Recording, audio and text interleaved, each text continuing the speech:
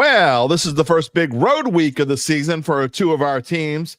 This week, as the Saints travel to Seattle and Tulane heads to Oxford to play Ole Miss. Both are significant underdogs and both need victories in very different ways. Can either of them or both pull them off? What a surprise that would be. And what's up with Garrett Nussmeier's injury? Why are we just finding out about it now? Garland Gillen has come off the avenue to talk about the Saints, Tulane, and LSU. It's coming up next. The Dattitude Podcast. If you're looking for the latest scoop and in-depth interviews on the Saints, the NFL, the Pelicans, LSU, along with the best bets of the week, then lucky you. Along with high-powered, in-the-know guests who cover our teams, Jim Derry brings plenty of Dattitude. And he'll always tell you the way it is, or at least the way he thinks it is.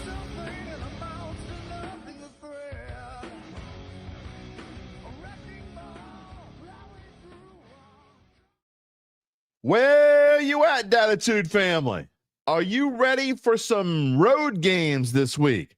Our teams are going on the road. Well, LSU's at home, but I mean, they don't even hardly count. No offense to the Southeastern fans, but yeah, there's not even a line on that. We'll see what happens in that one. By the way, we'll get to it later, but why the hell is Garrett Nussmeier even playing in that game? Well, we'll ask that question later, but Saints are on the road this time for the first time all year. They are playing at Seattle.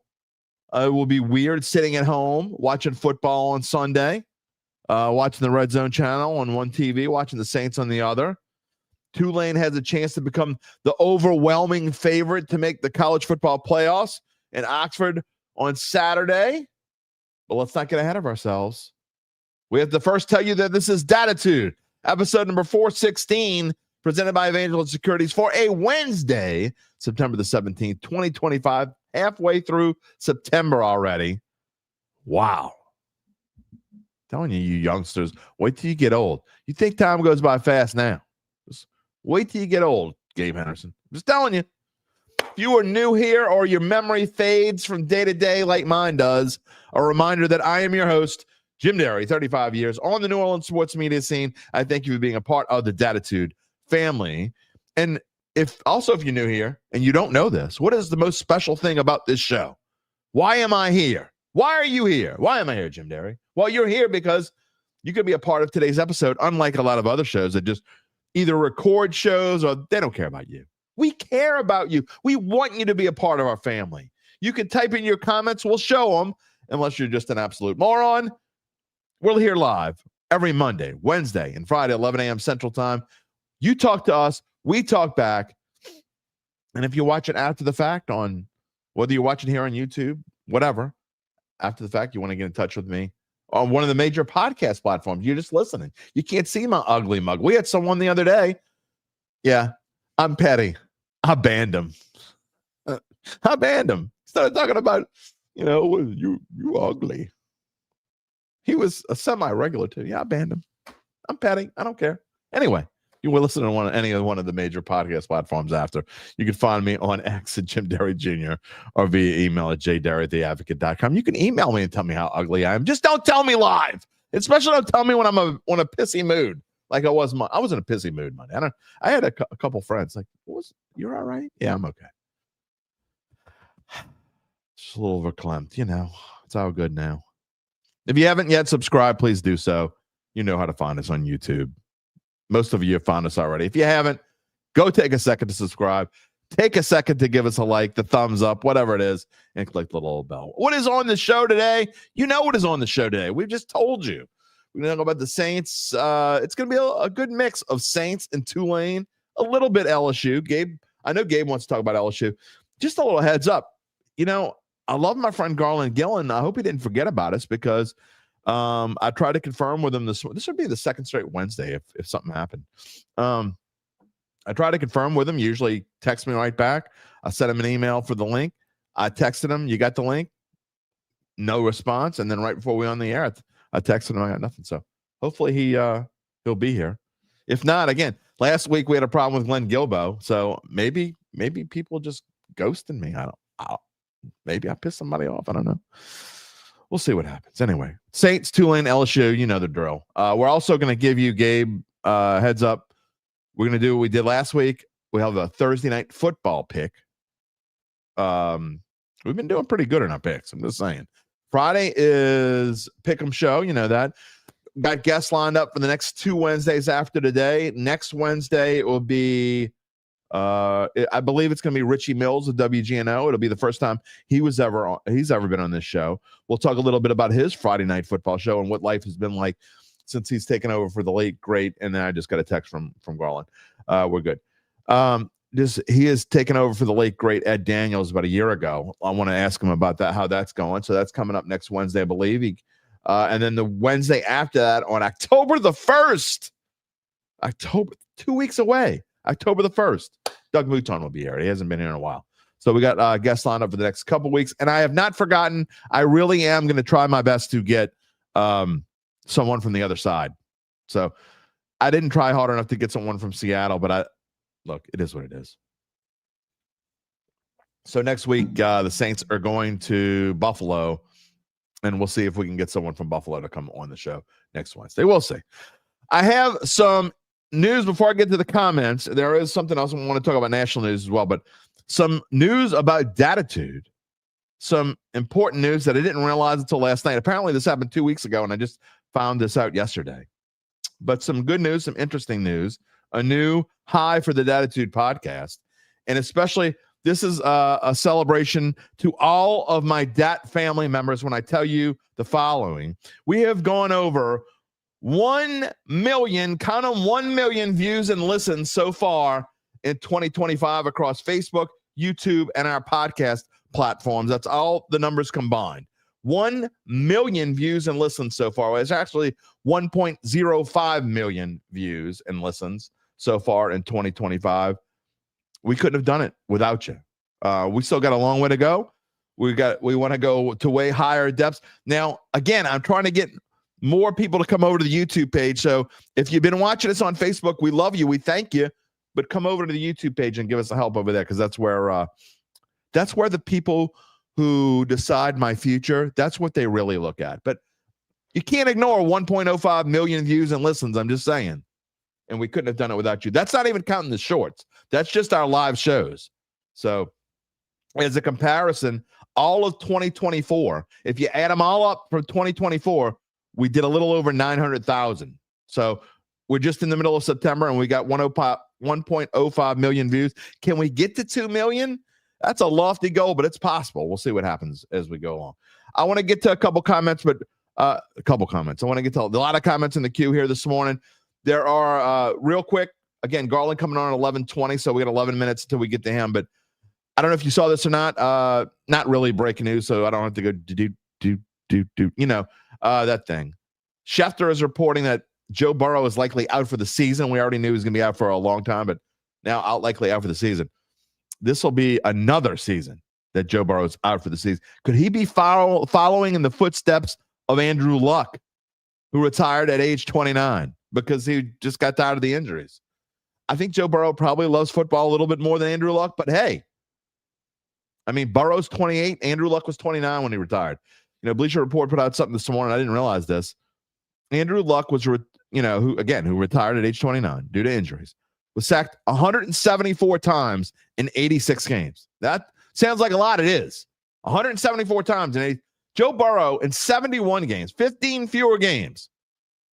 Reminder, Luck, 174 sacks. Joe Burrow's been sacked already 201 times in 71 games. That's almost 3 times a game. That is insane. You can't look, we talked about the whole injury prone thing. You can't continue to go on with a career in perpetuity. And I know quarterbacks play longer today, but man, I mean, I don't think he's going to, I'm not suggesting that he's going to retire, but hey, if you this is the 3rd out of 6 seasons now where he's missed almost, it's going to be more than half a season this time, but 3 of his 6 seasons, he's missed almost half a season in 3 of the 6. And this one's going to be more than half a season. I don't know what's going on, but Joe Burrow, I mean, does he want to get out of Cincinnati? I doubt it, but I mean, they got to do something. You'd think they'd address this by now. You think in 6 years' time, you could come up with finding a way to have a top 10 offensive line. No, they've got a terrible offensive line. They continue to have a terrible offensive line. And then lastly, in the national news scene, did you see what Shohei Ohtani did last night? I know this is not a baseball podcast, but come on. Come on, man. Ridiculousness. 5 no-hit innings pitched, at the same time hit his 50th home run. A tip of the cup. Shohei Ohtani is something special, and I thought it was worth mentioning here on the show. All right, we're going to get to the comments just a second. First of all, let me tell you about our friends at Evangeline Securities. Of course, they are a company that can help you decide if it's the right time to sell your family-run or privately held business. And just as importantly, they can figure out what that business is worth. If that's you, someone you know, someone you love, someone you just know needs the help of Evangeline, then it's time to reach out to their founding and managing partners, Nick Braden and Ron Hemel. They will start by scheduling a complimentary valuation from their offices, either on Poydras Street or in Lafayette. From there, you will be well informed to begin to make the decision on if you want to proceed. All home games at Evangeline, by the way. They never go on the road. All home games. Give them a shout out. You can find them at www.evangelinesecurities.com. More on them later in the show as we're about to get to the comment stream. By the way, you're going to see in a minute. In fact, I'm just going to click on over to it. Why not? You see that? I've got a Did you notice that I changed the button for the Saints game this week? Saints 7.5-point underdogs at Seattle. I got the white background. If you're wondering why I got the white background, it's because they're wearing the whites this week. Did you see this? The Saints are wearing their Color Rush uniforms at Seattle, maybe to give them a boost. The white jerseys, the white pants, the old school, old gold numbers. I do like the old gold. I'm not a huge fan of these white helmets. We've talked about this already. But it should be interesting. I'm looking forward to seeing them a little bit different. So the Saints will be wearing white, all white. Maybe they'll wear white shoes too. I don't know. We'll see. Anyway, that's coming up this week. Garland Gillen coming up in the show. We'll ask him what he thinks about it in about 7 minutes. So we got 7 minutes to go through as many comments as I possibly can go through this morning. Good morning, Charles Mangus. Tampa Bay squeezed out another win. Yeah, I was right again. I'm just saying, if you haven't been checking out my shorts on my picks, and then Gabe, UBN, and our picks, just saying, you might want to check them out. You'd be winning some money. Just saying. William, good morning. Looks like the betting line of the Saints-Seahawks is holding steady. It's Seahawks minus 7.5. Do I see this line changing between now and kickoff? If it changes at all, I think the hook would drop off and it'd go to 7. I don't think it's going to go any higher. I would be surprised if it gets to 8. But I think over, it's probably going to stay at 7.5. So answer is no. Y'all saying the line should go up. I'm not trying to be, I'm not going to sound like I'm a little, y'all know me. I don't want to sound like I got an ego or anything, but I mean, Gabe and I have been doing this betting thing for a while. That's not a line that would have to be bet by big money. First of all, I can't imagine big money's even all that interested in this game.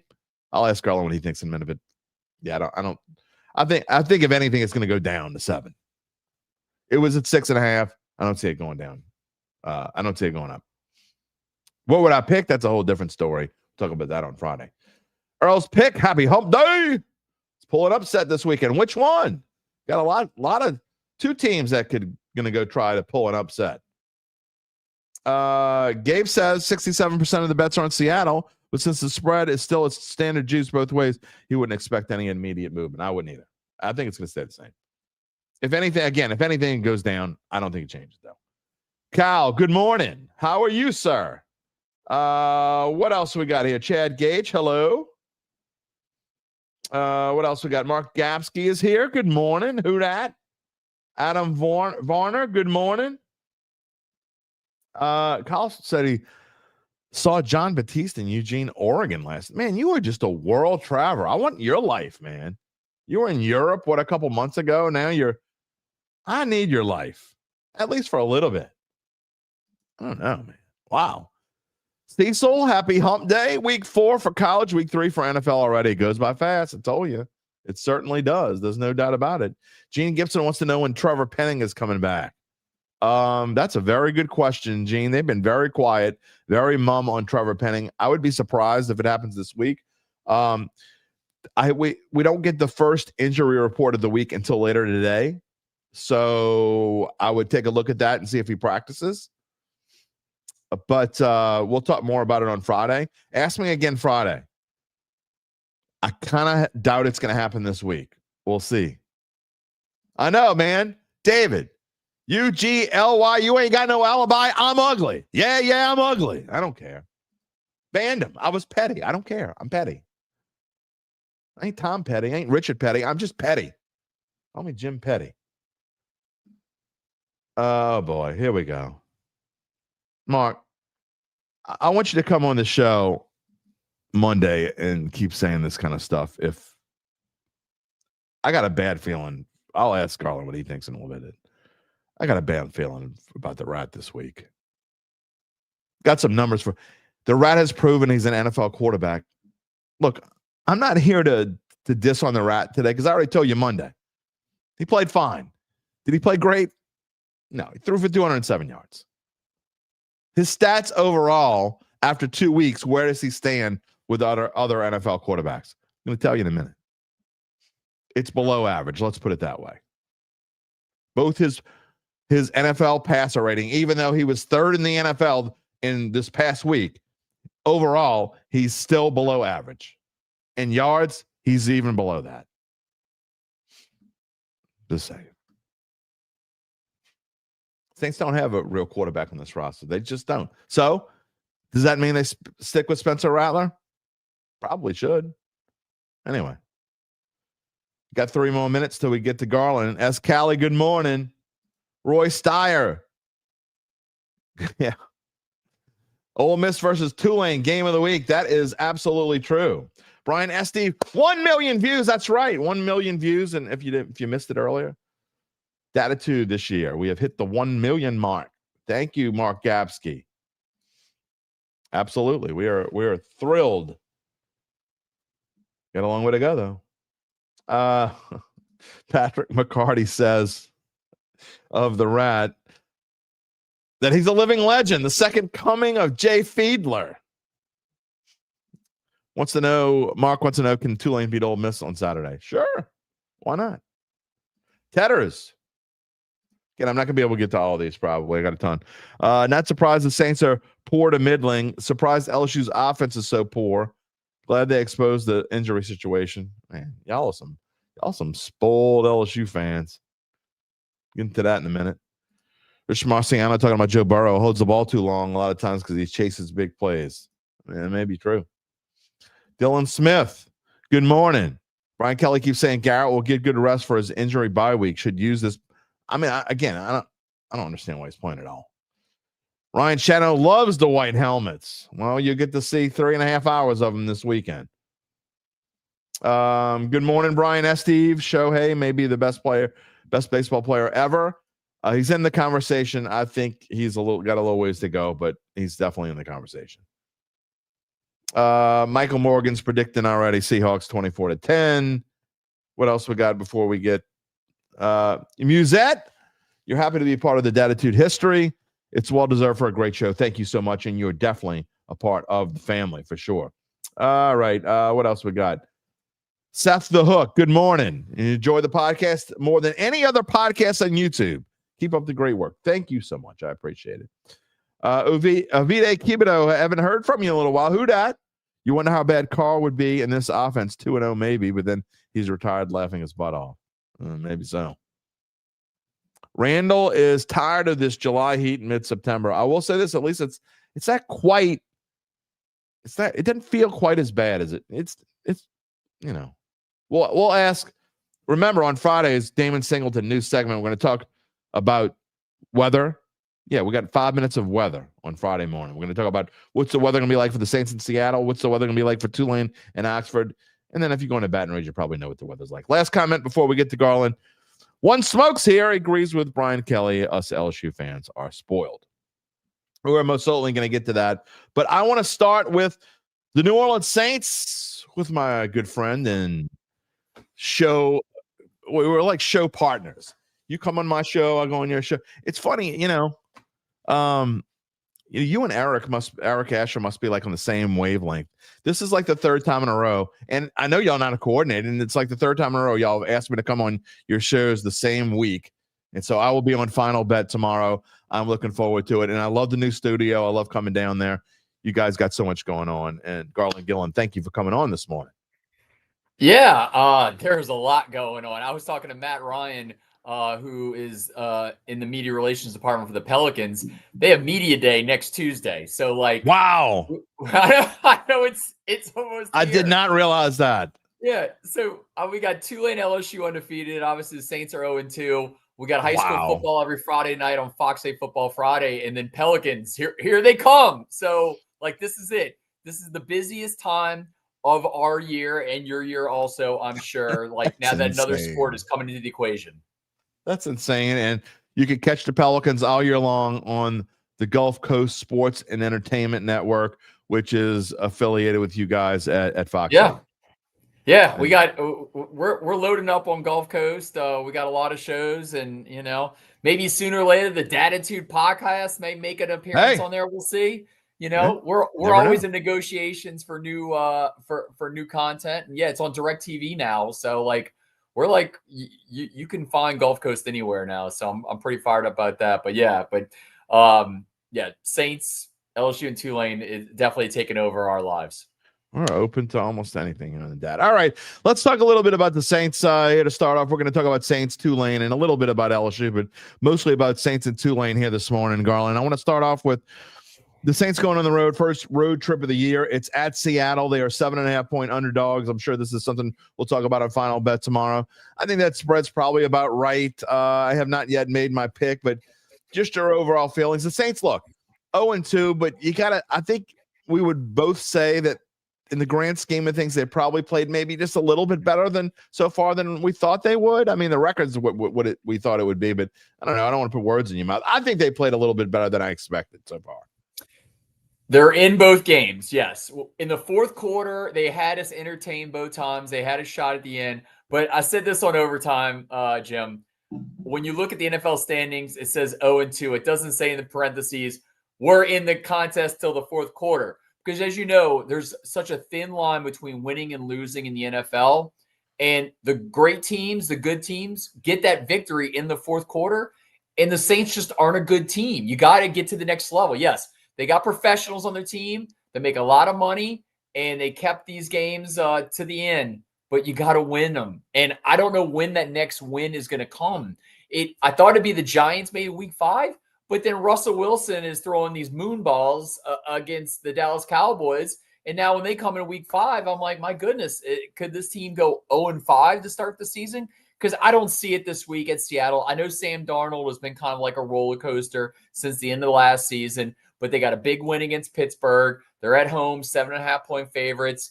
I think the last time the Saints went into Seattle with Teddy Two Gloves, they won that game. So it can happen. It's not crazy weather yet where it's like 40 degrees and raining and all that foolishness like they've done in the past where they've lost in the playoffs a few times.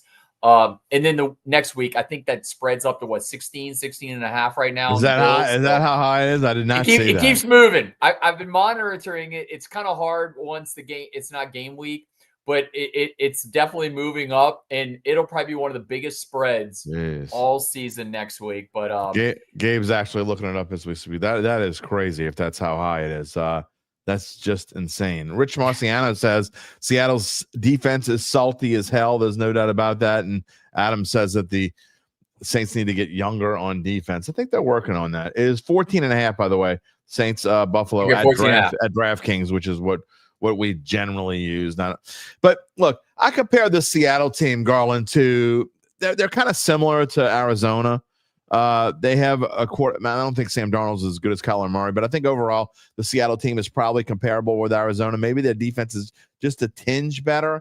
As I put, let's put the rankings up here, and we see again these are kind of it's only after 2 weeks, so it's a little hard to judge. But you look at their rushing defense is 11th overall in the NFL in yards per game, and then passing yards per game, their defense 21st. So they haven't been great, but I think overall, you talk about what Mike McDonald has been able to do and where they're going. I think Seattle's probably comparable with an Arizona team. The Saints had a chance to win, but this is much different playing at the home of the 12th man. Yeah, and these losses were to the Cardinals, who barely beat the Panthers. So yes, they're 2-0. You know what? The Cardinals at 2-0 is like very reminiscent of that Mike Ditka team that went 3-0 to start the season, and then like just totally like bombed out. I think that was maybe the 99 season, or 98 season. I know you got some great guys behind the scenes that can give you that information. I can't remember if it was 98 or 99. They started 3-0 and then just like bombed out totally. And so you got the Cardinals 2-0. And then everything was up there for them to win this contest. 98, by the way, 98. 98. I knew I was at LSU. I knew it wasn't 99 because 99 was Ditka's last year when they went 3-13, because I knew it wasn't 90. But yeah. So 98. Yeah, I remember being at LSU and everybody was like, they're 3-0, they're 3-0, and I'm like, slow down, Hoss. And but so you had everything on the table though, Jim, to beat the Niners. I mean, Mac Jones a quarterback, Brock Purdy's out, George Kittle's out, Juszczyk goes out early in this game, and instead Mac Jones throws 39 passes, throws for 279 yards, throws 3 touchdown passes. You couldn't get them off the field on third down. You had a terrible Isaac Yiadom penalty. Cooley McKinstry had a penalty that definitely hurt the defense. So when you mix in penalties, drop passes, it's a bad combination. And I thought that's where they would get there, because I'm like, can the Saints win one of the first 4 games? And now I don't think they're going to get there, because I thought it was either going to be the Cardinals or Niners game, because I didn't think they were going on the road. And I'm not completely ruling out there can't win at Seattle. Anything can happen in the NFL, but it's going to be extremely tough. If you look at these season rankings, again, this is a small sample size. It's only 2 games, obviously, for both teams. But if you look at the numbers, they're pretty comparable teams. Rushing, Saints defense, 17th in the NFL against the Seahawks offense, which is 19th in the NFL. Offense, you're talking about Saints rushing offense. I'm surprised it was that high. The Saints are 13th in the NFL in rushing offense against 11th on defense. But, passing, the Saints, look, we'll get into Spencer Rattler in a minute, but they have got to improve on the passing game. They got to stop with the drop passes. They got to stop with the penalties on passing plays.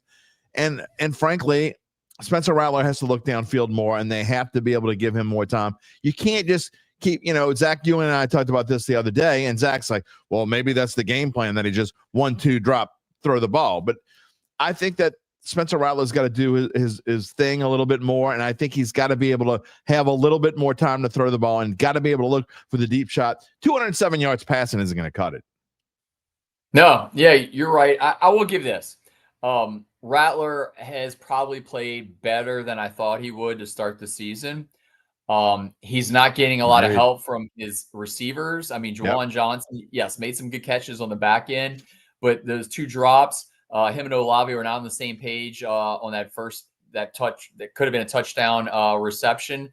So I give him that. Okay. And we knew he was good with his legs. That there was no doubt. It's just to the point where if they're 0-6, they're 0-7, like you're seeing what you have in Rattler and you know what you got. Do you go to Shuck? Like that's going to be I think the decider. Right now, Rattler's not where he's playing poor and you just got to change now. I don't see that. I think Rattler's doing serviceable work. And I think it's going to come down to like if they're like 1-7, 1-8, when you make the change just to see what you got in Tyler Shuck, because this team is not waiting that long. They're not waiting, and that kind of leads into my next question, girl. I mean, all right, I think we both, either one of us, both, whatever, everyone would be shocked if they won either this game or they're not winning Buffalo. Let's just forget that. So I'm maybe shocked is too strong a word, but I think very surprised is a good way to put it. If they would. So that being said, and we asked this question to the Dattitude family on Monday, but if the Saints start out 0-4 and Spencer Rattler is 0-10, at what point do you say, I think they give him another chance against the Giants, because I don't think it would be fair to pull him with this tough stretch, and as long as he keeps playing like he's been playing. But man, at what point do you say, if he's 0-10 and then something happened. Giants game could be the determining factor on whether Spencer Rattler goes forward as the quarterback. Yeah, that Giants game is winnable. I thought it was, I was one of the lower spreads of this season. The Saints are only favored against the New York Jets. I know we talked about that a few times. But I think the Giants game is winnable, though Malik Neighbors might go for like 200 yards in that game because he's just like playing on another level. It's amazing that he's got Russell Wilson as quarterback and he's putting up those kind of numbers. I guess it's like similar to like, Justin Jefferson, whoever's out there, he's still going to get his numbers. If it was Sam Darnold or, Kirk Cousins, or now it's JJ McCarthy, he's going to get it. And this week he's going to have Carson Wentz. Like, we're going to see Justin Jefferson's greatness if he can get like 100 yards with Carson Wentz at quarterback. But yeah, I think Carson Wentz is better than JJ McCarthy. That's just me. What's that? I think Carson Wentz is better than JJ McCarthy. That's just me. Yeah, but I don't think I've never thought highly of JJ McCarthy. So one good quarter and 8 out of 8. Okay, they lose to the Giants and they got the Patriots, and then they're going on the road to Chicago. The reason I know the schedule so well is because I started mapping out when the heck they're going to get their first win. But yeah, I think they'll win one of those, Garland. I think they'll win one of those, and that's really all I give them. I give them one. I don't know which one. Maybe the Giants at home. I just worry about if they are 0-4 and they come home. Because look, here's what scares me about this team is, okay, they played again better than I thought they would play the first 2 games. No question, Spencer Rattler's played better than I expected to play through 2 games. However, that being said, and I promised that I would give this number earlier, Spencer Rattler in passer rating in the NFL through 2 games, even though he's played better than we expected, he's still 18th in the NFL in passer rating. Now, would you take that if he won an entire season? Of course you would. That would actually be a decent number. But he's 21st in yards. Again, we go back to the 207 yards per game ain't going to cut it. But here's what worries me now. You're going, again, on the road to 2 tough places to play. You only have 6 home games the rest of the year, which is scary to think of. You're going into week 3. You only got 6 home games the rest of the year. I keep thinking about Green Bay. The Green Bay game keeps coming in my head, and how Rattler did not play well on the road. He is going to have to figure it out against this McDonald defense that's going to have all kinds of things thrown him his way. Yeah, I'm in Survivor leagues, where you pick a winner every week, and I took the Cardinals in week 1. I had the Seahawks in week 3. I have multiple picks. I have 3 picks, so I spread it around. But I just have the Seahawks. I can't see them getting this victory. And I know we keep saying, anything can happen. But yeah, it's going to be tough. And if you just keep looking at that schedule, you're like, I don't know where. I will say this. The Bears, everybody. You want to talk about like a negativity meter, like with some teams. The negativity meter is way higher right now in Chicago. They are killing Caleb Williams on these morning shows, like just destroying him. They should. Yeah. No, and hey, if you want some positives as a Saints fan, I've seen a lot of these NFL rankings. The Saints are like hovering around 30th, okay? So when you wake up this morning, at least you're not a Browns fan or a Panthers fan, because a lot of those rankings have the Browns and Panthers below the Saints. Yeah, well, they're crazy. I think both of those teams are better than the Saints, but that's a whole different story. A couple comments here. Let's see. Earl says he has hope the Saints will continue to improve. So do I. That's what we're looking for, right? We're looking for improvement from week 1 to week 18. So far, I think they were better in week 2 than they were in week 3 overall. Emily Varner says the throw to Olave in the end zone, Olave had to spin completely around, was not a good throw. Okay, that's one throw. Let's see what else we got. Gabe says Rattler is not the problem. I don't think I'm saying Rattler was the problem. But again, I am worried about what's going to happen to him on the road. If he plays like he played the first 2 weeks at Seattle and at Buffalo, then I don't really know if I care what the score is in the grand scheme. I know that sounds silly, but I know that I care what the score is. I am very focused on if he can continue to do what he's been doing when you're talking about playing at Seattle and at Buffalo.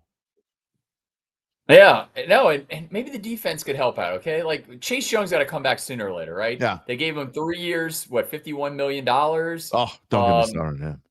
Yeah, I mean, some of these guys got to come back. I do like that they're going like youth movement on defense. I mean, like Sanker's out there a lot. No and choice. yeah, and you got Kool-Aid and you got Alante, so you got some young bucks out there. So I mean, I don't know, what was your reaction when the Saints traded for a guy that's on injured reserve? That's Well, that's a former second round pick, and people are like, "Oh, it's a youth movement. They're going for youth," and I'm like, "Is that what they're really doing?" Okay, I mean, they got, but that's a no risk trade, though. I mean, Yeah. you're not hurting anything. You're not the pick, the six. It's a 6th round pick, first of all, which I think. I'm sorry, but 6th round picks are worthless in my opinion. I mean, just go by what they end up being worth in the grand scheme of things, hardly anything. But it's a 6th round pick, and it's not even next year's 6th round pick. It's a 6th round pick the year after that, and then they get a 7th round pick the year after that. So that's kind of a nothing, no gamble kind of trade, Garland. But sometimes I wonder where this team is going. Some of the moves they make, to me, it's a whole bag of nothing. But why? Almost, Yeah.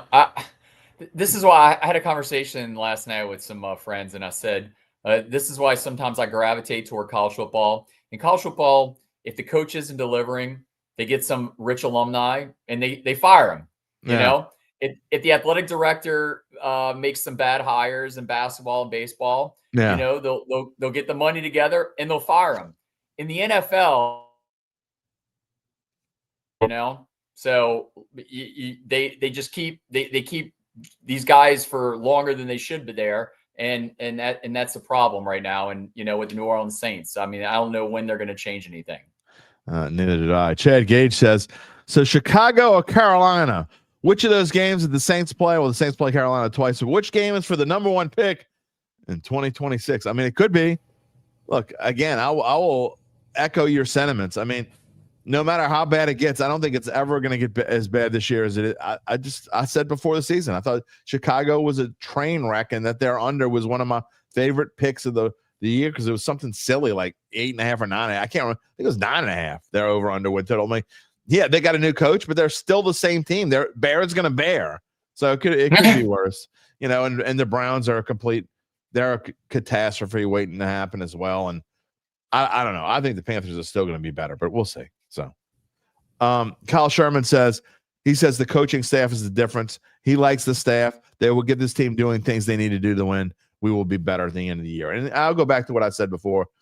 I'm sure you agree, Garland. Look, we know this team is a 3 to 5 highest of highs 6-win team, and it's really about seeing improvement from week 1 to week 18. Can they do that?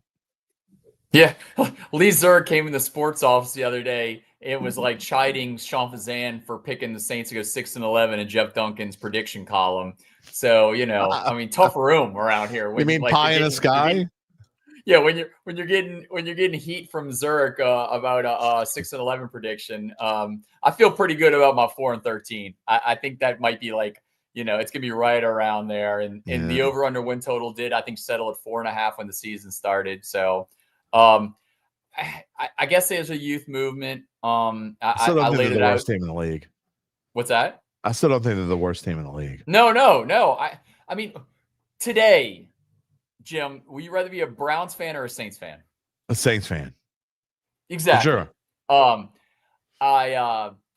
At least the Browns will fire a coach and they'll fire a general manager. I mean, Jimmy Haslam, that if you want to think of a positive for the Browns, they have no trouble pulling up stakes and moving on. I think that's the only thing that makes Saints fans mad is that the same guys are in the front office every year. And I don't know when that's ever going to change.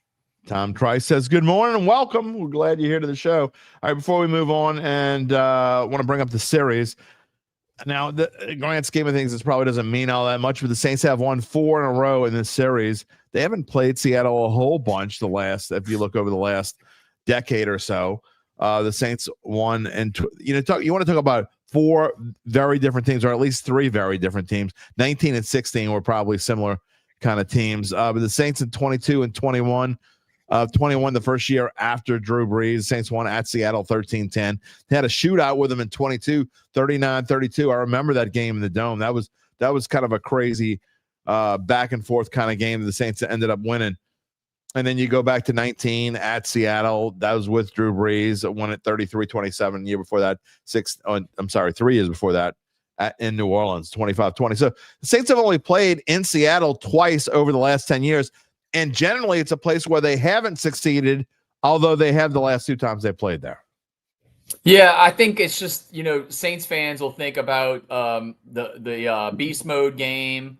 And they'll think about, I think it was Taylor Melhoff who missed some field goals. I was at both those playoff games that they lost. And that's the problem. I think that's a lot of people gravitate toward those games because they're playoff games. And I mean, the 2010 game, they were favored by like almost double digits and they blew that game. I know they're on like their 5th or 6th running back in that contest. But yeah, and I will say that both those games were like really cold and different in January than playing the Saints or playing the Seahawks in like September. Well, obviously you run the Final Bet Show. We talk about it all the time. How much stock do you put in a recent history? Do you care about trends when you're making your picks? Do you look at those kinds of things at all? No, because I think the roster is completely flipped over. I think that, it's now happening in college and in the pros. I think Gary Smith had a great observation. Tulane's playing Ole Miss, on Saturday, and 2 years ago they played against each other. There's only 9 players from those combined teams from 2 years ago that were on the rosters of Tulane Ole Miss 2 years ago. That shows you how crazy. Tulane has 60 new players on their roster this year. So like NFL and college are now the same thing. So I don't put any stock to what's happened in the past because the roster's totally flipped over. Garland Gillen here on the Dattitude podcast on this Wednesday morning, presented by Evangeline Securities. We thank Garland, who is a big friend of the show. He's on about, every 6-8 weeks or so, and we thank him for being here. Reginald, this is a good segue into where us transitioning. Saints did okay, Reginald Porter says, but you have to be better than the last game. P.S. LSU, Tulane, thank God for them. Okay, well, that leads me into the Tulane Green Wave, and I got to go to Ullman this past Saturday, and Joe had a great time at Ullman. Was invited by the Greenbackers and my friend Jerry Caluette over at Mandeville Seafood, and we had a great time tailgating a little bit before the game. Then it was the first time I've broadcasted prep games from Ullman, but I've never been there as a fan. It was my first time as a fan, and I enjoyed the hell out of it watching Tulane. Don't let that score fool you, Garland Gillen. I thought Tulane just whipped up on Darian Mensah and the Duke Blue Devils. Yeah, well, first off, Jim, were you one of those guys that stormed the field after the game? I did not. I did not storm the field. That's a little much. Maybe Duke. Maybe 35 years ago I might have done it or so, but no, not today. I rewatched the game yesterday morning, like from beginning to end. I was taking notes, and I was like, "Why did they storm the field against Duke?" I mean, like Duke wasn't even ranked. I mean, obviously it was they Darian were Mensah. Yeah, that's it. I think like there's a lot of Mensah hate out there, and there was. Yeah. But I will give it this: if you look back at it now, I think that Tulane turned out better in this whole quarterback situation. Because if you asked me today, would I take Jake Retzloff and Brendan Sullivan over Darian Mensah? Maybe I wouldn't in the offseason, but now that I've seen it and I got a good sample size, I'm waiting for Sullivan to get more healthy because I think he's going to be more indoctrinated in this offense going forward. But give me Retzloff and give me Sullivan. You know why? Because I think this Tulane offense does better when the quarterback can do the zone read and then do the RPO. I think that works better. Mensah is not a big running quarterback. No, not at all. And I think overall, Retzloff has been an improvement over Mensah. He's not as good of a passer, but there are so many different things that he can do. I mean, Mensah doesn't even try to run. So, I mean, that's just not his thing, not his bag, and that's okay. But I just think Retzloff brings a completely different dynamic to this Tulane team. Going into Ole Miss, though, this is kind of an interesting contest. Look, an 11.5-point underdog, the Wave are. They were 12.5-point underdogs on Monday. This is going down to 11.5. Some of the bettors are taking Tulane here. But I will say this. Tulane's going on the road to not only a tough place to play, but Ole Miss is coming off a week where they played poorly. I mean, they scored 40-something points, but they allowed 36 points, I think, to Arkansas, whatever it was. And I don't think they played very well. They know the importance of this game. They cannot lose to Tulane. And meanwhile, Tulane can take charge of their own playoff fate with a win here. I mean, just talk about how big this game is, really, for both teams. I think it's underestimated how big this is for Ole Miss, because if they don't play well here, I think they're going to struggle the rest of the way. Yeah, Taylon Green for Arkansas threw for over 300 yards, rushed for 115 yards. So Taylon Green, the quarterback for Arkansas, went for over 400 yards, and the final score was 41-35. Ole Miss did win. This defense for the Rebels is not good, and I guarantee Joe Craddock, who I think is one of the best offense coordinators in America, he's so creative with his play calling. He is going to pull out every single trick in the book this Saturday. If you're Ole Miss, you're definitely on upset alert. This is a scary game for the Rebels, especially with LSU coming the next week. Right. Like you can't take Tulane off and this isn't like Southeastern coming to Baton Rouge. It's not an FCS school. Tulane is right now the favorite to be in the college football playoff in the group of 5 teams. It's right there with South Florida. This is a game where I'm going into it. I'm covering this game. I'll be in Oxford on Saturday. I think anything can happen in this game. If you tell me right now, Jim, that Tulane's going to win, I'm not going to tell you wrong. I think Tulane has a legitimate shot to win this game. I don't care about 11.5 point spread. I think that Ole Miss is definitely susceptible to giving up a lot of big plays in this game. And I think the quarterback, Austin Simmons, might be back. But it's going to be a high scoring game. I think the over under 60, and they might hit 61.5. It's right there. Yeah, it keeps moving up. So there you go. This is going to be a high scoring affair. Yeah, I agree. And look, I echo your sentiments on anything can happen, because when I say anything can happen, this is not a game I would touch with a stick, because it wouldn't surprise me. It wouldn't surprise me at all if Tulane won outright. And it wouldn't surprise me at all if Tulane lost by 3 touchdowns. I mean, that's where I kind of am with this game, because even though they beat Duke and look, they played very well and they blew the doors off of Northwestern, they didn't play that well at South Alabama. And so I'm not really sure how good this Tulane team is yet. We're going to find out Saturday, because look, I don't think they have to. And I write the headline, is this a must win for Tulane? It's not a must win. But I would like to see them play and keep this score tight and cover this spread, because if they can cover the spread, and then even if they lose and win the rest of their games, I think they're going to go to the college football playoffs. Yeah, I'm looking at their schedule right now, and I mean, at Tulsa, that should be a win. They're 1-2. They host East Carolina on Thursday night. I think it's a win. Army at home, at UTSA, on the road at Memphis. I really want to watch what happens with this Arkansas-Memphis game on Saturday. Right. Arkansas is only a touchdown favorite. This is going to give me a good idea of how good Memphis is. So that's one. I mean, you remember last year, Memphis came in on Thanksgiving night and absolutely smoked Tulane. So that could happen. And then you got FAU at home, you got Temple on the road, and then Charlotte at home. So that's a very rest of the way. You could go 11-1 if you do lose to Ole Miss, and then you might be playing South Florida in the American Conference Championship, and that might be for the college football playoff bid. So, yeah, everything's in front of Tulane. If you're a Green Wave fan right now, you have to be over the moon. It's what's happening. And then the same thing for the guys up in Baton Rouge. 3-0, this is where you want to be. Yeah, there's no question about that. And as we speak here, Gabe got Tulane to make the playoffs. I think, plus 850? Is that what it was, Gabe? Oh, nice. Plus, he's going to type it in. Anyway, I know that when we started the season, before the season started, they were plus 750. You got them at plus 880 to make the playoffs. Nice. So, and they were plus 750 when we started the season. And now, Garland, it's all the way down to plus 300 for the Wave to make the playoffs. Oh, and in this game, they're going to be even money probably or better. So this is really a major litmus test. Think about that. The Tulane Green Wave are only 3-1 to make the college football playoff. And that's what I asked Coach Summerall before the season. Everybody was high on Tulane, okay? I still couldn't get over, and Jim, we might have even talked about this on Final Bet months ago. They opened as 7.5 was the over-under win total, which I thought was absolutely insane. Crazy. That thing rocketed to 8.5. Yeah, and in my newsroom, there's one guy who's a Tulane grad, and I kept telling him, pound the over. They're gonna go. I think they're gonna be 10-2, and maybe I might be wrong. I mean, maybe they'll go 11-1. It's gonna be close, but yeah, the over under win total, they hit it last year with Coach Summerall's first year, and looks like they're gonna hit the over again. LSU, meanwhile, is minus 200 to make the playoff. We both thought Woo! that LSU at what was it, like plus 150 before the season, or plus 175, somewhere around there. We both thought that was a good bet before the season. Could you imagine LSU and Tulane in a playoff game playing one another?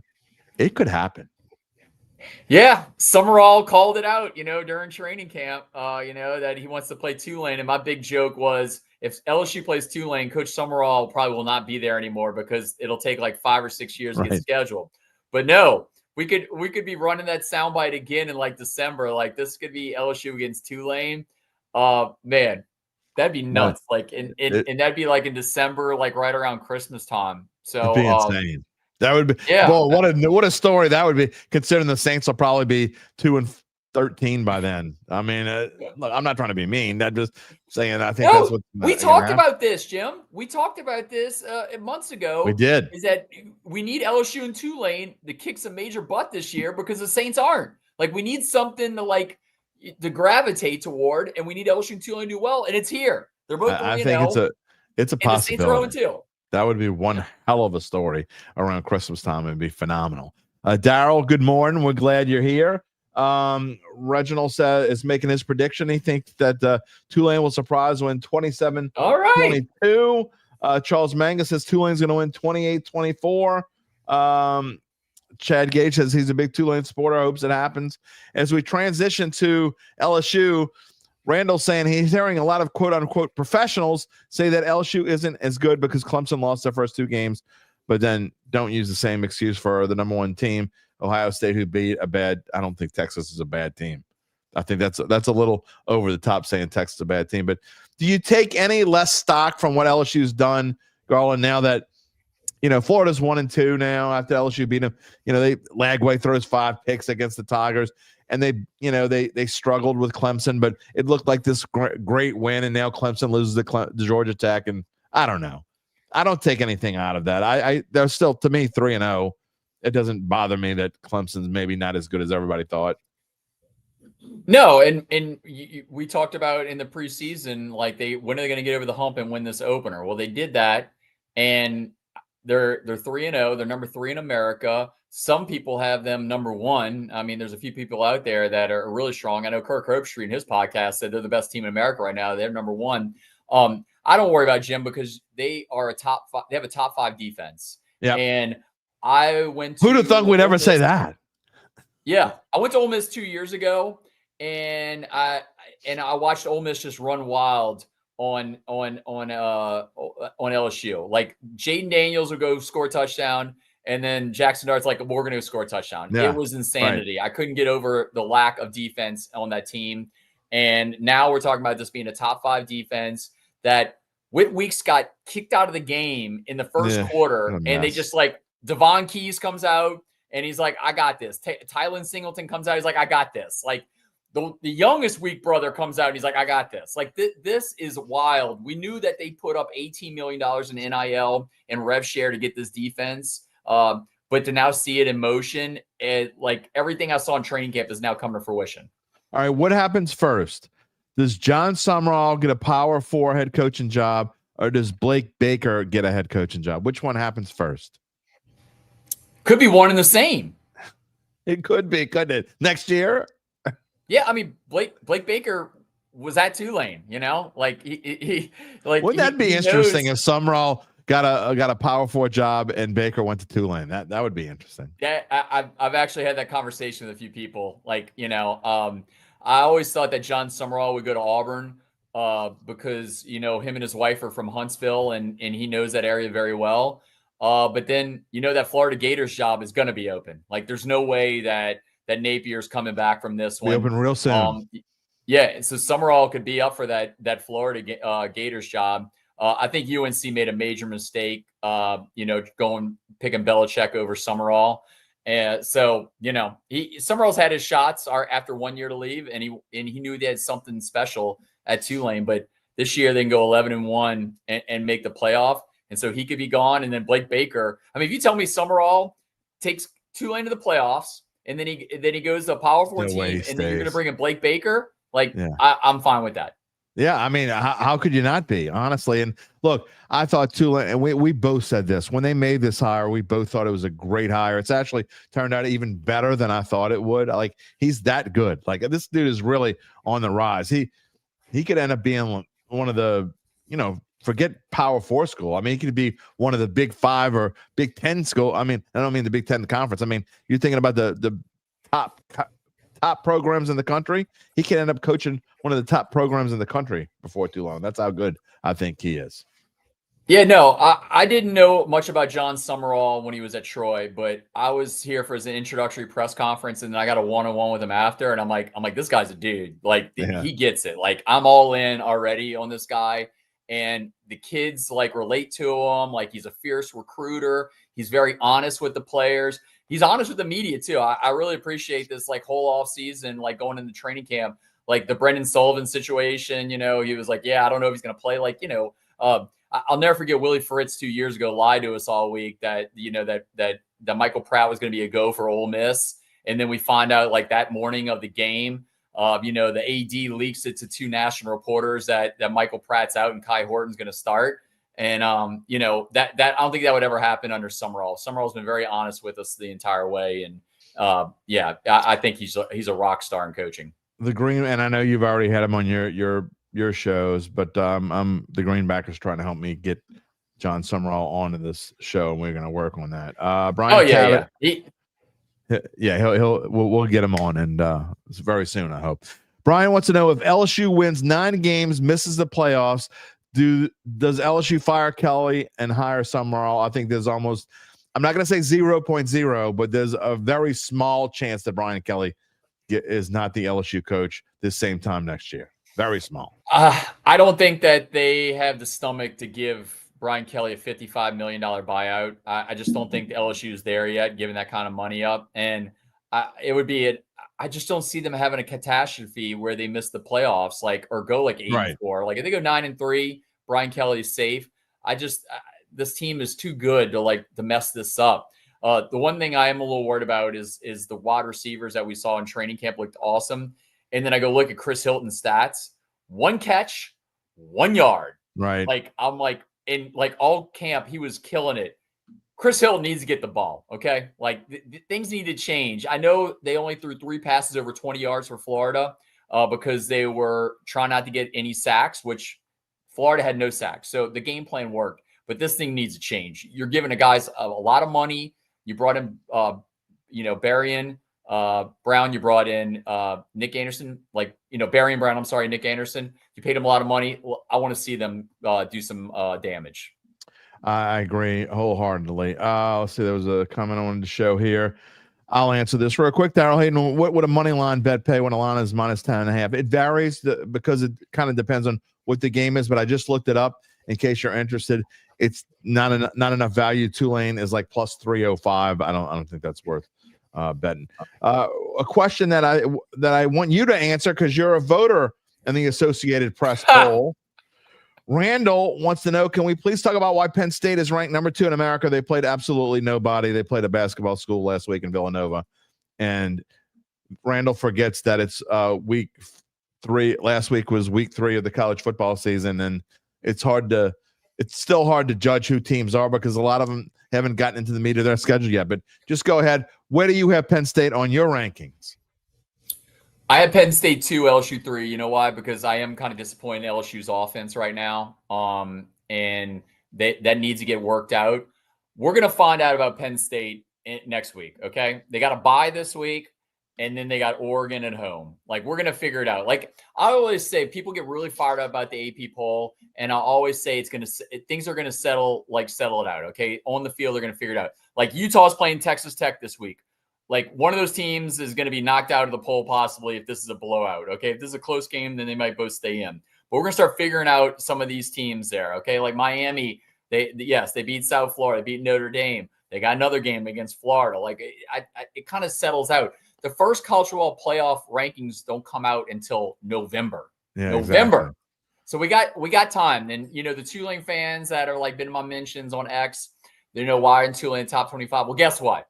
They beat Ole Miss. They'll be in my top 25, okay? You need to just, take a chill. It's going to happen. I'd have Just put him you in there show me already, someone but to feel. I understand why you didn't, but I would probably would have put him in there already, but I'm a little bit biased. UBN says, who cares about rankings in September? And actually, Gabe says, and I agree with this, why do we even have like preseason rankings? We just do it. It's just basically for fun, right?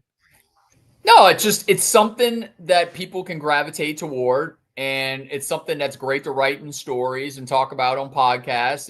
They're number 1 ranked, they're number 2 ranked. It's part of history. AP poll has been around since 1936. And I mean, I've been a part of it. It's not going anywhere. Yeah. No, it's not. Yeah. People are like, we should throw away the AP poll. It's not in any, AP poll got taken out when the BCS rankings came. They wanted to put the AP poll in, and AP said, no way, we're not going to be a part of this. So AP's always try to be on its own. Right. And we'll just be just fine. Okay. Like, I know a lot of people are freaking out that Notre Dame 0-2 got in it this week. I actually had Notre Dame out, but what am I to say? There's 60 voters around the country and they'll have different ideas. And there's a reason why there are 60 voters around the country. Yep. All right. Before we let you we can kind of X somebody else out when there's a really strange poll.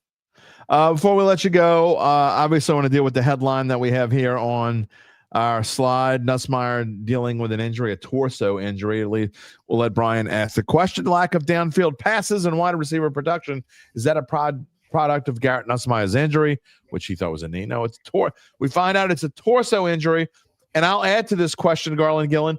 Why are we just finding out now that he's got an injury that he supposedly sustained in preseason? Because Brian Kelly's defending his quarterback. The whole rant he had on Saturday was defending his offense, and now he's defending his quarterback because there's some heat on him. I don't think the torso injury is affecting his game at all. I think this is another reason to he's trying to throw something out there to kind of get us off the scent. But I find it interesting that he said, he's going to take the bye week off and he'll be fine. Right. Like, this is almost like the bye week. Exactly. Why don't you take this week off? And he got asked in the conference call. There's no morning, reason for him to play this week. He said he's going to play. Like, he said Kelly said that he's on the back end of this torso injury. Like, it's almost like completely back to 100%. Then why bring it up? Like, exactly. I don't understand why Brian even brought it up. I think he was just trying to to pump up his own guy and say, oh, he's fighting this injury and that's why he's struggling a little. I don't know why he did it. I will tell, and I said this the other day, and I'm just going to be completely transparent. I have backed Garrett Nussmeier since he took over the starting role, and I think sometimes he gets a bum deal, but there was a moment in that game Saturday night, and again, I went to Tulane, so I came home and rewatched the LSU game, was able to watch it a little bit closer. You watched Tulane, and I came home and rewatched LSU. But I just think that look, when he threw that pick, which was an awful decision, just a terrible decision. Yeah. And he came to the sidelines and Kelly got on his ass and he just kind of shrugged him off. It just left bad taste in my mouth. I hope that was just a one-time thing there, but I did not like that at all. I don't know. It was very Texas A&M-ish. Like that led to the downfall of the A&M game, which then snowballed into the Florida game. He needs to wipe that out of his memory and move on. That was an absolutely terrible pass, and I don't know what he was thinking.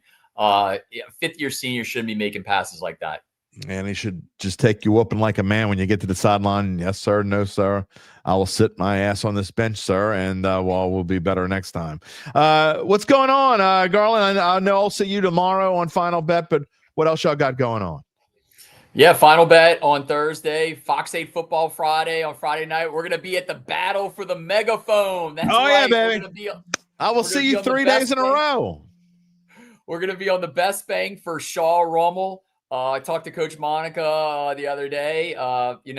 Their non-district schedule is absolutely fierce. Going from Lafayette Christian Academy to U-High to Shaw. I know Shaw's not what they used to be last year. I know they lost some guys. But, Shaw's going to round into form. Division II is very winnable. We got Fox 8 Football Friday. We now have an hour and a half pregame show on Sunday, 10 to 11s on Fox 8. Then we have another 30 minutes on Gulf Coast. Then Juan and I have a postgame show on Gulf Coast where we break down the game. So, we've added an extra hour on our shows this year. We're up to 5 hours of programming. That's per crazy.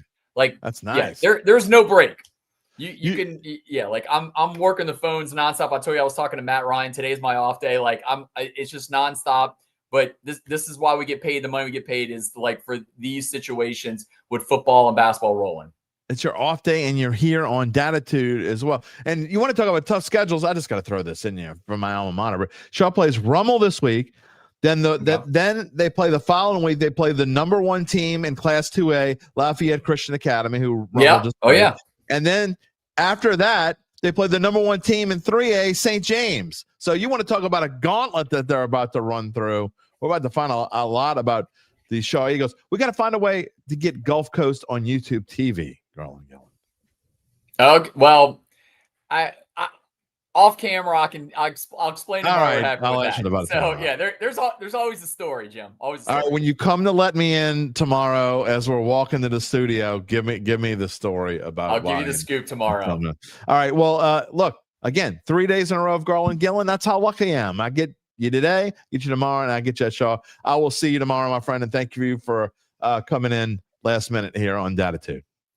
You got it, sir. Have a great one. All right, see you tomorrow. Garland Gillen, everybody. You're on the Dattitude podcast.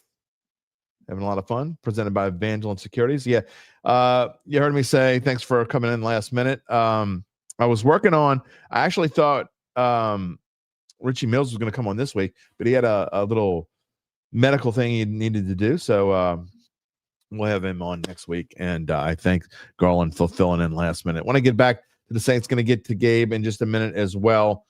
But look, I don't want to spend a whole lot of time talking about LSU this week because, again, as they get going forward and they play Ole Miss week after next, we're going to spend a lot of time talking about LSU next week. And we talked about LSU going into the Florida game. Again, we're going to talk about them next week.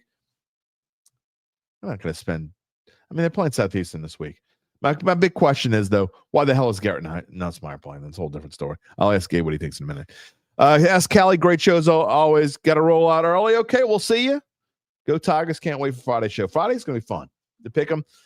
Telling you, man, we've been on a roll. Our combined record between UBN, Gabe, and myself, I haven't tallied it up yet, but I know it's well over 500. I mean, well over. And this is against the spread. This isn't just your, we pick them to win. No.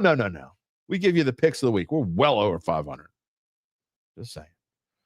Let's see. Oh boy, Rich, I don't think I agree with this. Jim wants Nuss to. No, you're just being an a-hole. I mean, Jim wants Nuss to be a good boy. I'm sorry.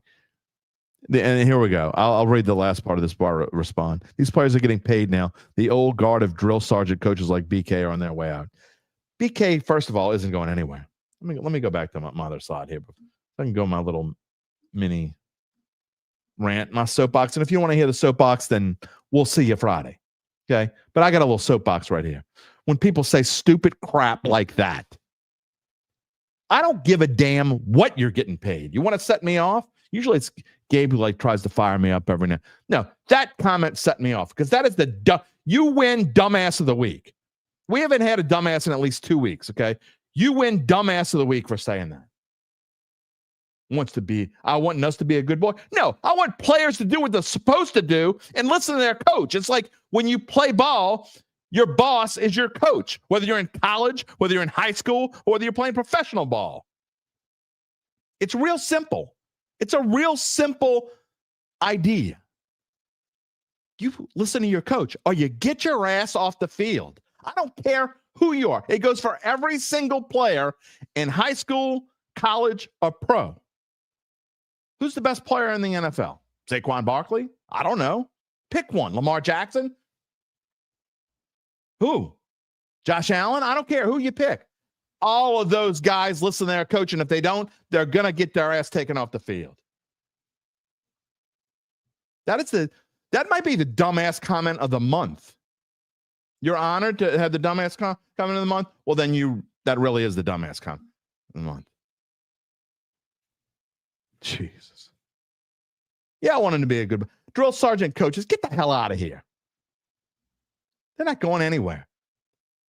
Sean Payton, he's a drill sergeant coach.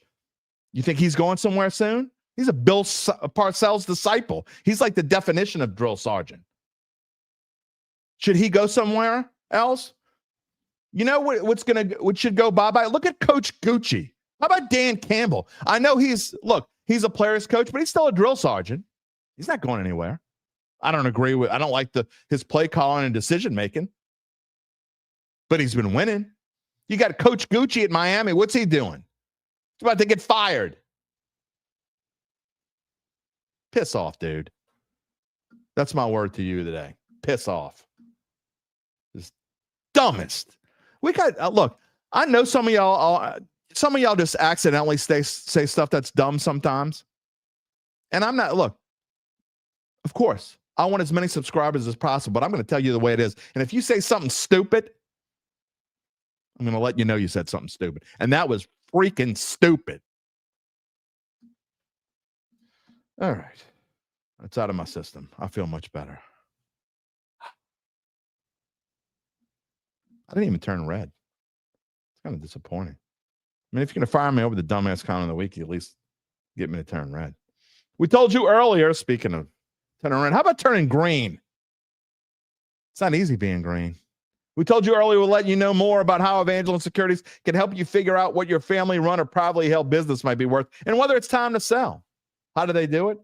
Now, we go from the dumbass question of the week to the best question of the week. How do they do it? After their complimentary valuation of your company, if you decide to proceed, native New Orleanians Nick Braden, Ron Hemelt, and the folks at Evangeline, well, they'll begin an extensive auction process from among established private equity funds from around the whole wide world. And they'll maximize the return for the founder and his or her family. Evangeline Securities is the top producer on their platform, and there are very few companies like them in this area. None, and I mean none. Go find one, I dare you. Try. You can't do it, bro.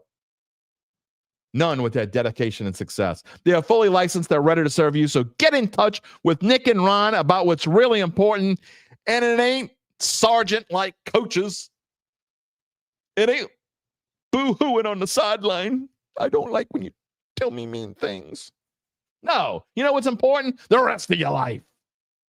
You can find them at www.evangelinesecurities.com. I mean, you are not the dumbass of the week, Gabe Anderson. So there you go. You're not. You have no crown this week. You're just you. What's just up? Me. It's not easy being green, by the way. Just saying. All right. What have you got for me this morning? We're moving on. I've clicked off the comments. I'll go back to them in a minute.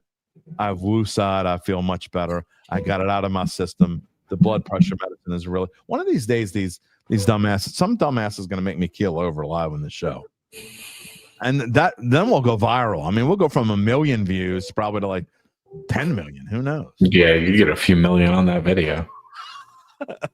Dude killed over right at a seat. It's live and it's viral. All right, I know you want to jump into LSU, so I'm just going to throw the LSU slide up there and talk about Garrett Nussmeier again. I don't know if this. I have no idea. I know you just want to talk about Nussmeier, but I'm going to say it does bother me a little bit that we're just finding out about this quote unquote torso injury that apparently happened a month ago. I mean, I know it's not a big deal in the grand scheme of things, but like Garland said, if it's not that big of a deal, why bring it up? And if it is a big deal, then why are we just finding out now?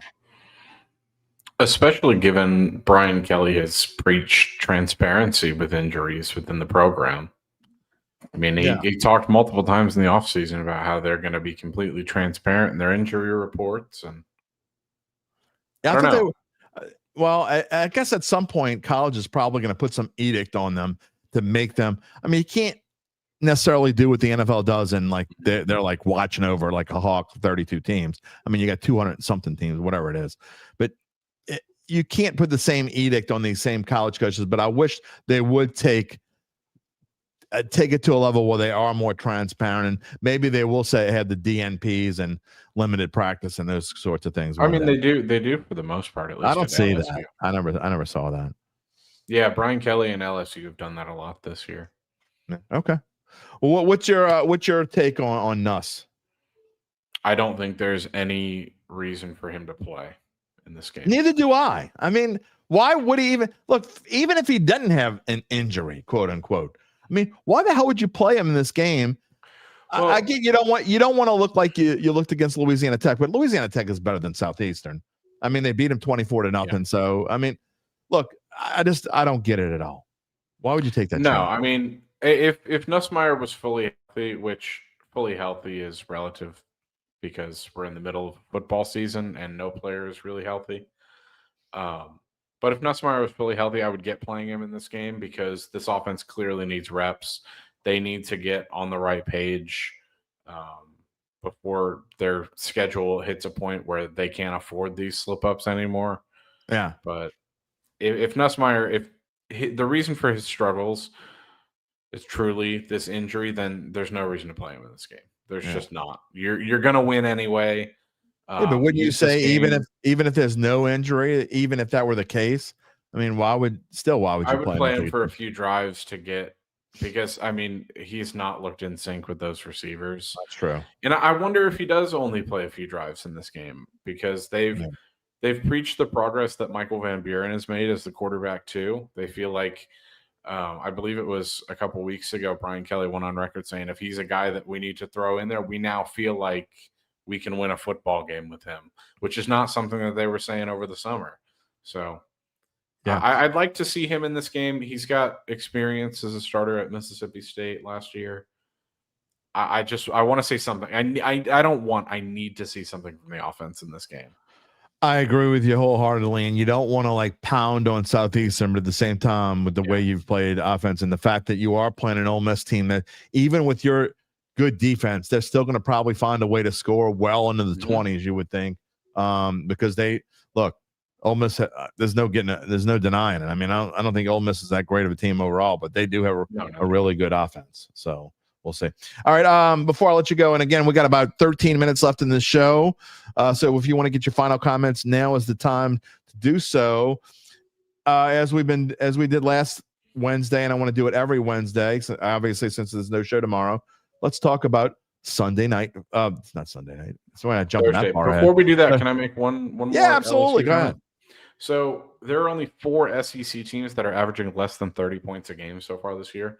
Okay. Given that is mostly because a lot of the teams in the SEC have played cupcakes, and all of these teams but one have already played 2 Power 4 schools.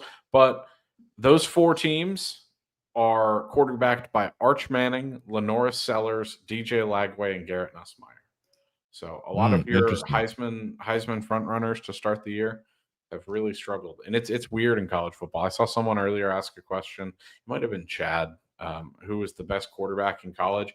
I don't think we have an answer to that question right now.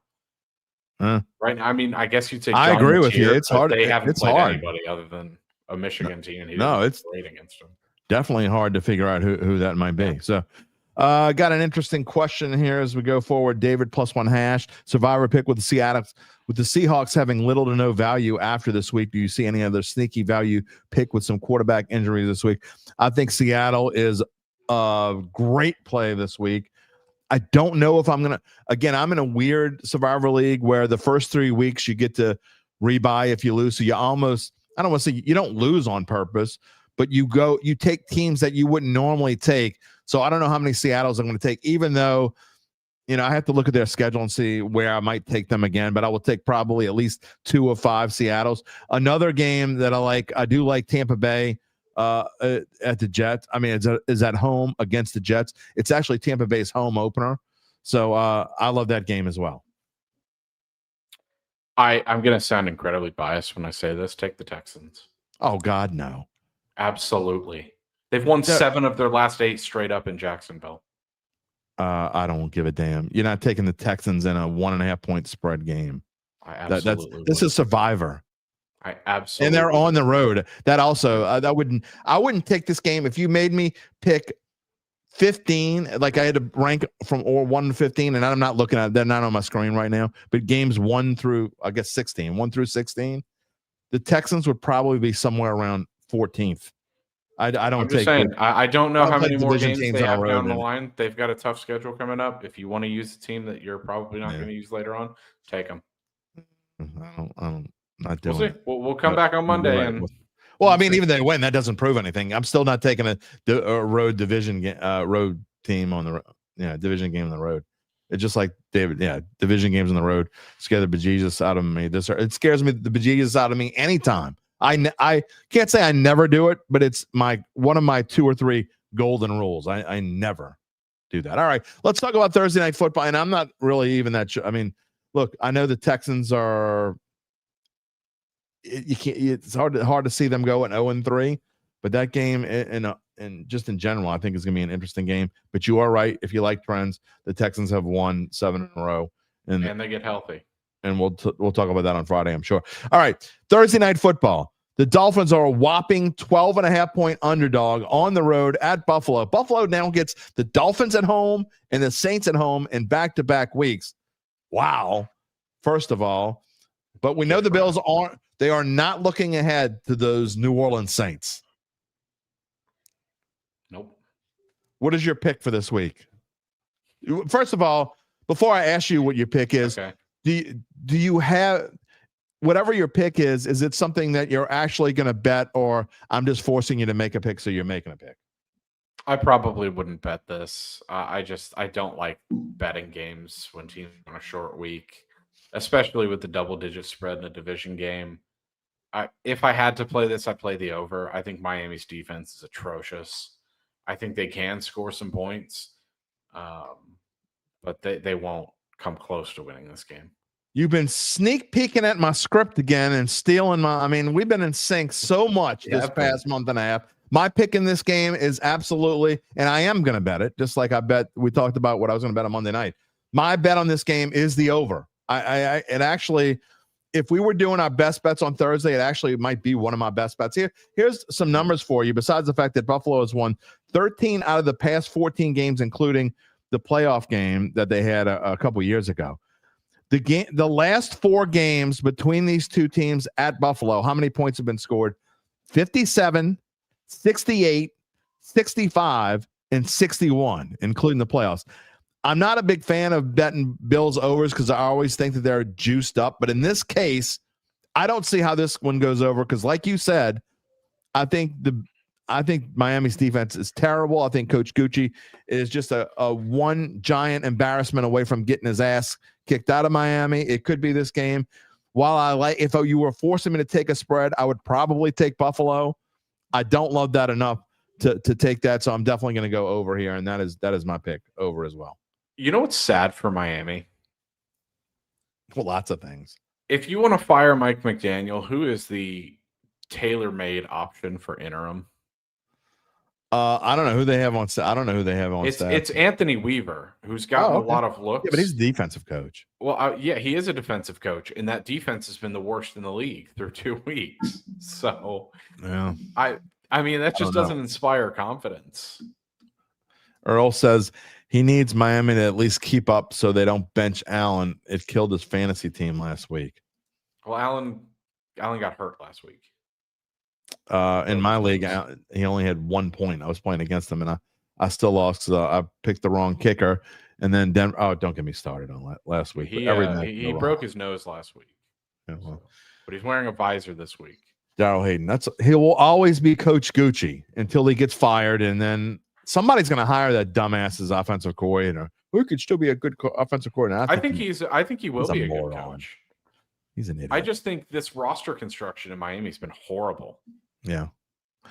He's their good coach? Is I do this on live TV. Here's their schedule the next few weeks. All right. Well, they actually have a couple winnable games coming up after this one.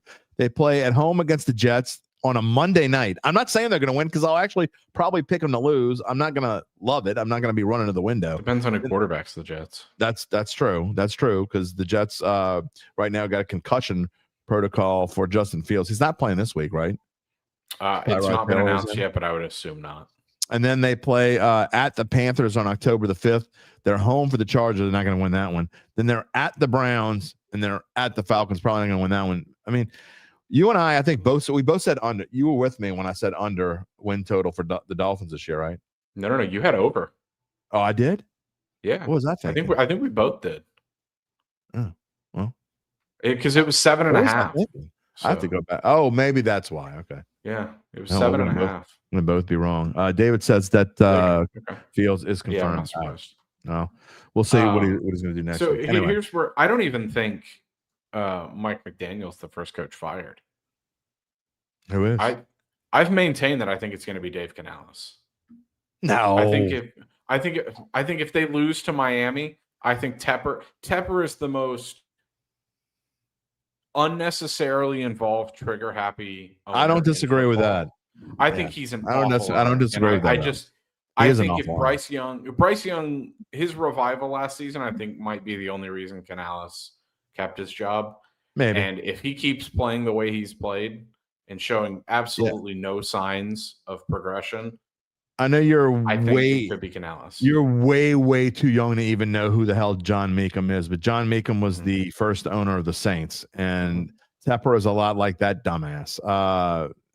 He used to fire coaches on a whim, and I agree that is one reason why I do think you could be right. I still think Coach Gooch. If I'm telling you right now, Buffalo, if they win like 35-7, I'm not saying that's going to happen, but if they win like 35-7 or 48-16 or something stupid like that, I don't know if he makes it to next week. I just don't think they were bad enough last year for them to pull the trigger this early in the season.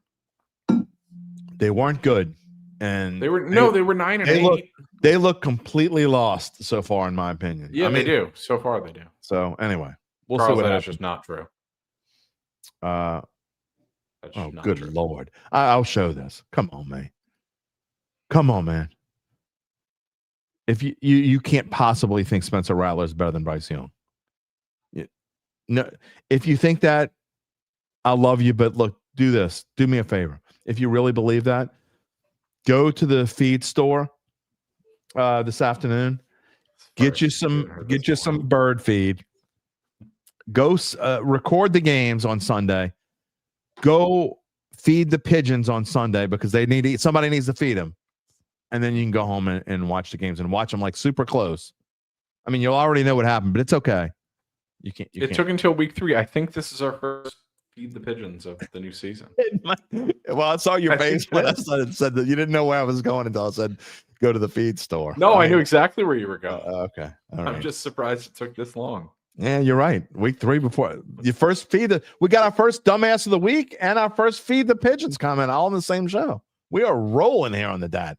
But anyway, before I let you go, earlier talking about the 1 million viewers and listeners, I could not have done that without your help. I appreciate all your help, and I am and just so thankful that you're with us every day, and hope you're here for a long time.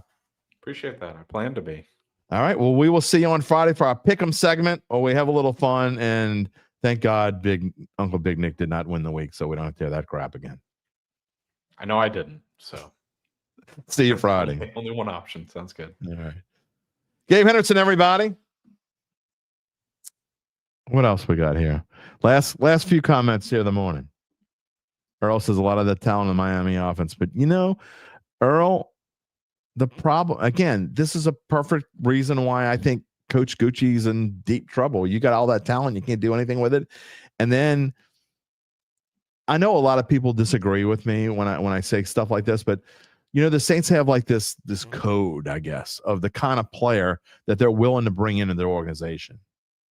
And I'm not blasting Tyreek Hill when I say, but Tyreek Hill has this like issue of like he's prima donna. When you got these prima donnas and players that have all these issues, he's got issues.